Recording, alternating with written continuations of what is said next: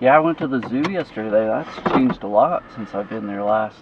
Yeah, they've really improved it. It looks all different. I've been wanting to go bad.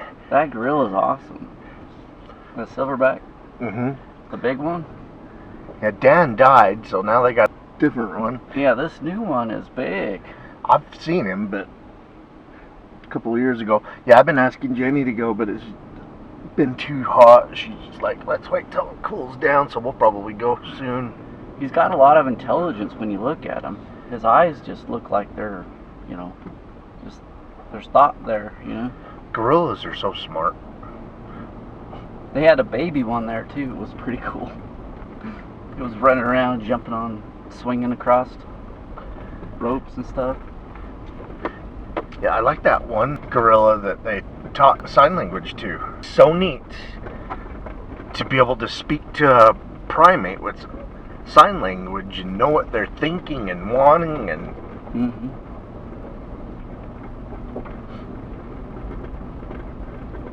Welcome to a dirt road roundtable drive. It's Brody and Kelly. We're in a Bigfoot sighting hot spot. We're going in to service some game cameras. Brody's here from Colorado. We're near the Beaver mountain area. Just seems like every single year we're getting Bigfoot sighting reports. The last one was about a month ago. Plus, back in this area that we're going into, we keep finding traffic of the creatures. And I say creatures because we consistently find at least 2 different size tracks back in these areas. And a lot of times we come back in here right after a sighting, and then the high traffic area we find tracks, so it backs up the fact that these people are seeing the creature. The one about a month ago, the people were on horseback, and the woman bringing up the rear, she got a good look at the Sasquatch.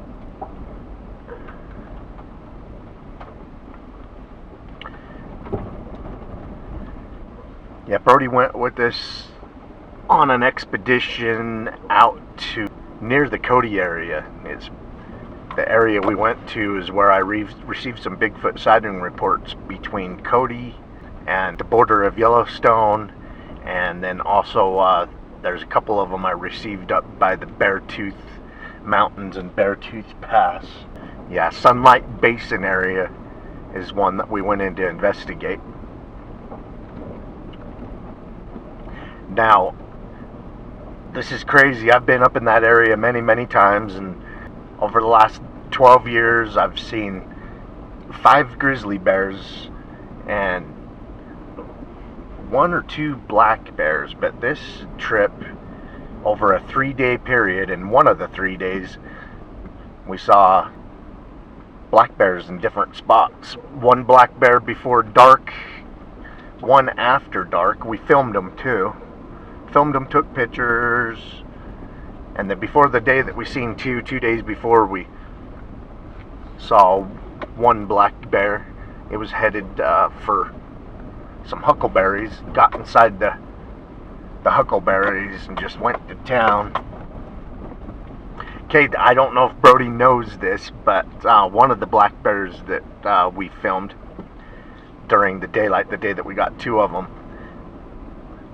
all 3 of us, Jenny, Brody, and I, thought that it grabbed and started playing with a weed or some sticks, tree, whatever. Well, I looked at the footage of it yesterday on a big screen, and it went up and grabbed a hold of a deer skeleton, maybe it was an elk skeleton, lifted it up, ripped a rib bone off of it, and started playing with the rib bone. I didn't know that's what I had.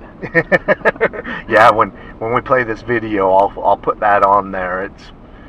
You'll see that it's the spine and ribs of a skeleton. Huh. And you know how the coyote was. I never did see the coyote because I was concentrated on the bear, but there was a coyote up higher on the mountain that was yipping and barking at the bear. I wonder if they were both interested in the bones of that skeleton, and coyote was upset that the bear went over to the carcass and was chewing on it. Right. Okay, I'd like to give a breakdown of the Bigfoot sightings in this area. I mean, I've got Bigfoot sighting reports. There's 4 of them back in this area from over a dozen years ago, but it has been hot the last 2 years. 2 years ago, well, almost 2 years ago, during the deer hunt, a guy and his son's like almost an adult, they saw Bigfoot walking out in the open. And after doing size comparisons, this Bigfoot's at least 7 feet tall, because we put one of the guys that filmed it, who was 6 feet tall, 200 pounds, we put him in the exact spot where they filmed it, and that you can just see that this Bigfoot's double as wide, double as thick, and at least a foot taller, at least, maybe more. Okay, so that's on film. Jenny and I and Derek, one time, we come into the area investigating, and we just found dozens and dozens of footprints, 2 different sizes, one that's consistently close to 17 inches and the other one that's consistently close to 15 inches. A couple of weeks after that one, just south of here, some people camping had a Bigfoot sighting. And these are daylight. Filmed it in daylight, saw it in the daylight. These people down in the Franklin Basin area, theirs was daylight. Then a month later, about 20 miles south on Monte Cristo, a guy come face to face with 2 of them, which he believes they were both male. An old, graying, balding male and a younger, fit male. Jenny and I got to his sighting location within about 3 hours after it happened. The guy got a hold of us right away, and we were in a situation where we could get there right away. And there was snow on the ground at this point in time. Hundreds and hundreds of Bigfoot tracks in the snow. They went onto private property. We didn't follow them onto private property, but we're zooming in on the camera. They're following an easement of power lines, and as far as you could see the tracks following the easements. It was just a crazy situation. So that's 3 Bigfoot sightings over like 6 weeks. The first one caught on camera. And so I'm thinking that the 2 Bigfoot that we were finding evidence of, they were making their way south. They were saw here, then 5 miles south, then 20 miles south over a 6-week period. Just about a year ago, Juniper Jardine mountain trail. That's, if you could just fly straight over the mountains from here, you're talking about 7-8 miles. A couple were running the trail, mountain runners. They ran up on it at dusk, scared the crap out of them. The creature threw rocks, and they got a good look at it, and were able to estimate the size by comparisons of where it stood, about 8 feet tall. Alright, and then fast forward to just about a month ago, and the lady sees the Bigfoot on horse, and the horses were acting up. The outfitter that was taking her and her husband out horseback riding, when they were acting up and stuff, he's like, our horses never act like this, you know. And usually if they're outfitter horses, they got their best horses for people to ride their best trained horses. And then these horses are ridden a lot, so they're used to being ridden. A lot of horses enjoy it to get rode a lot, so they were acting up right in the middle of and her husband's horse was acting up the worst. It was actually bringing up the rear, and it didn't want to bring up the rear, so she started bringing up the rear, and that's when she spotted the creature watching them from cover. After she noticed the creature made itself away, so I think the creature realized she spotted it, and then it took off. Okay, and Jenny and I, unbeknownst about her sighting, we tent camp back here. And the reason we tent camp back here is it's a Bigfoot sighting hotspot. We find tracks all the time, and we tent camped in the area where we find tracks all the time. And a guy, about 10 years ago, he had a very aggressive Bigfoot sighting where the Bigfoot walked down the mountain. There was 2 of them communicating back and forth with their vocalizations and worked their way down to his camp while he was cooking steaks for him and his 2 dogs. And his dogs freaked out. He let him in his SUV, and the dogs just huddled down on the floor of the SUV, and every once in a while the smaller one would look out the window and bark and freak out. But yeah, they made their way down, and he could still see their silhouettes around his camp, and it was all he could take. He lost his nerve, and they just left. Come back the next morning, and the next day he'd come back for all of his camping gear.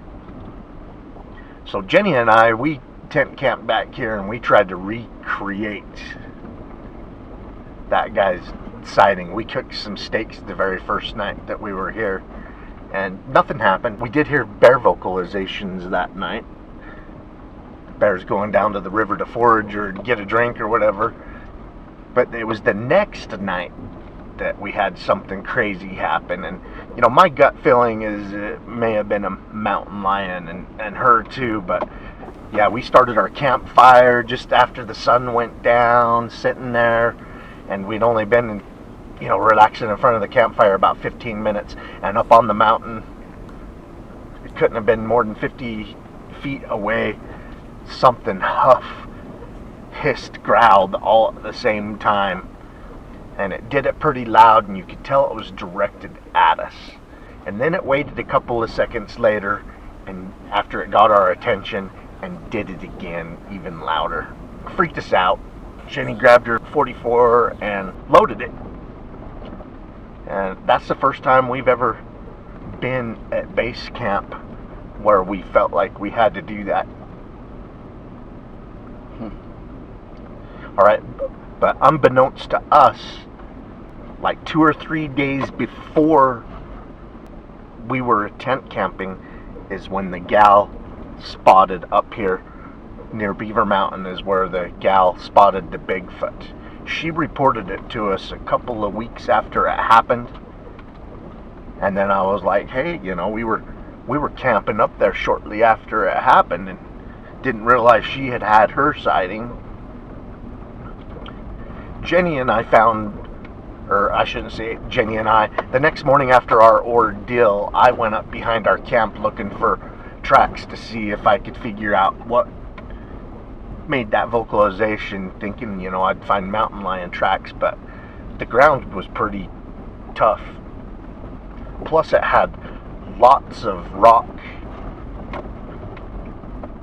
Something could hop from rock to rock back there, and even a person could not leave tracks. But I did find 2 Bigfoot tracks behind our camp, but in my opinion, it didn't look like they were just freshly made the night before. However, they couldn't have been too old, because the very first night that we camped there, it rained during the day and it rained at night. So possibly they were made within the last 24 hours.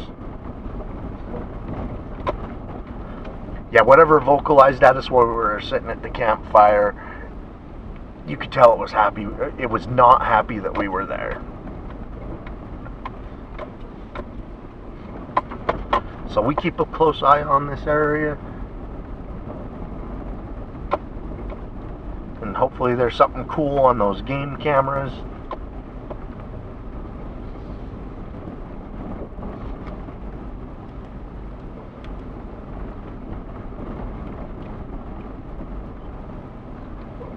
Did you leave one set up near that camp when you left?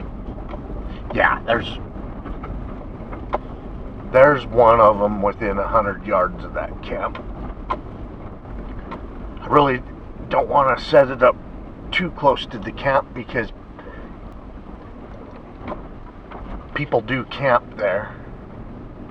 It's a crappy camp spot to get to, but you can tell people come back in there and camp a couple of times a year. And then during the hunt, more people will camp in places like that. So I don't want, to film people camping. Well, if there was something there, it, you know, might frequent that area, it might get within range of that camp. Yeah, we close to that camp area, we consistently find Bigfoot tracks in the fall that go down to the river and back away, and then crossing the river. There's twice that we've seen where the creature has leaped the river and makes a really deep impression on the opposite side where it leaps. So when the river was low one time, Jenny and I hopped across some rocks on the other side and tracked the tracks on those sides, and they made some pretty good impressions. So we have found them on tracks on both sides of the river in that area.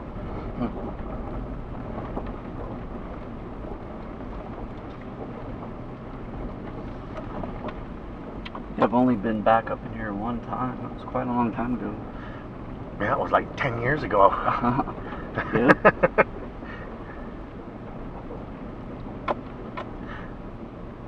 Oh yeah, I forgot to mention the same year, which is last year, when the couple ran up on the Bigfoot on Jardine Juniper Trail.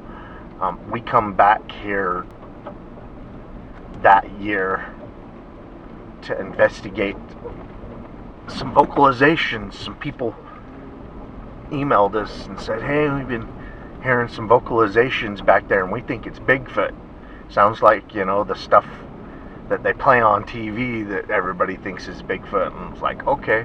So Jenny and I come back here about a week after they had heard those vocalizations, and that's when we crossed the river and we're finding tracks left and right. As a matter of fact, we cast one of the tracks. It was Jenny's first time ever casting a track. She cast the really nice one that was really deep, where it sunk in real deep because it jumped the river. Sunk in about a good 3 inches. Yeah, that cast turned out really nice. Jenny didn't tell me until right then and there that she wanted to cast it, and then she told me, she goes, I've been thinking about it for a couple of years and going through in my head how to do it, what to do and stuff. And she's a pro.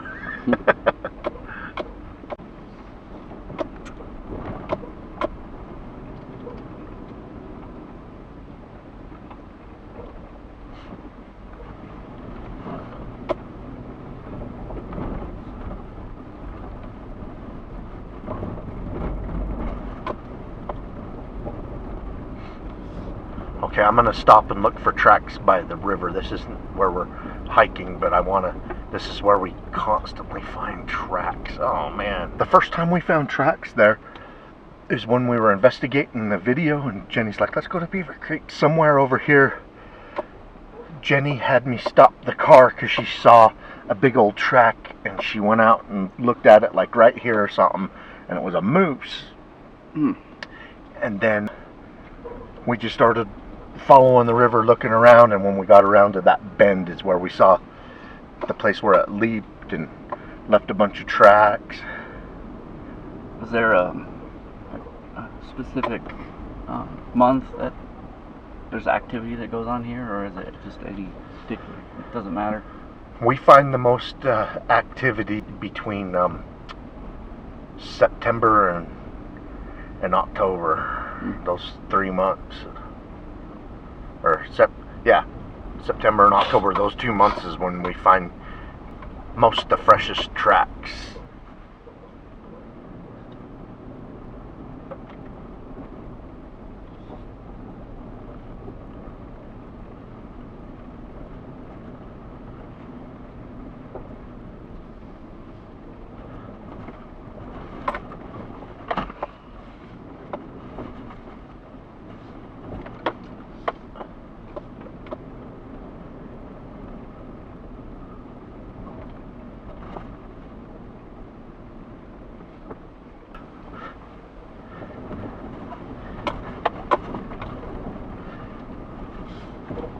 This is where Jenny and I camped the last time. So there was something going on up here? Yeah. We were sitting at our campfire, and probably about 20 feet up above us on the mountain back in the thick of the trees is when it made all that hiss, growl, huffing noise all at the same time at us. It was, it just seemed unhappy that we were here. Whatever it was. I want a flatter spot to park for us. Get all of our gear out.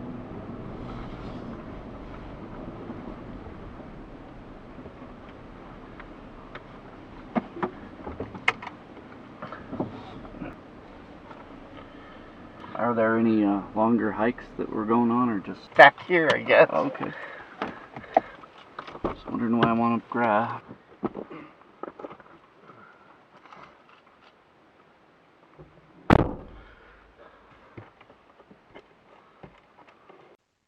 I hope you all enjoyed our form of a podcast. We call them Dirt Road Roundtable Drives.